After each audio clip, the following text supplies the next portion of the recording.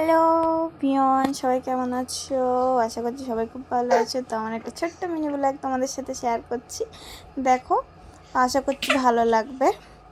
তো আমি একটু ছাদে এসেছিলাম, ছাদে একটু ঘোরাঘুরি করছিলাম, তো ভালো লাগছিল না, তার জন্য একটু ছাদে উঠেছিলাম। তারপরে একটু চিপস খাচ্ছিলাম, দিয়ে চিপস খেতে খেতে ভালো লাগছিল। তো হাজব্যান্ডকে ফোন করলাম যে একটু বাইরে নিয়ে যাবে। তো হাজব্যান্ড বললো ঠিক আছে, তোমরা রেডি হও, আমি আসি।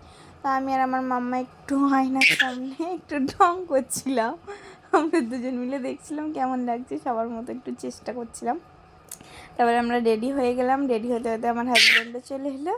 আমার হাজব্যান্ডও রেডি হয়ে গেছে। তো দিয়ে আমরা তিনজন মিলে আয়নার সামনে আরেকটু ঢং করছিলাম যে আমাদের তিনজনকে কেমন লাগছে। তারপরে ঘুরে এই আয়না দেখে তারপরে আমরা বেরিয়ে পড়লাম ঘোরার জন্য।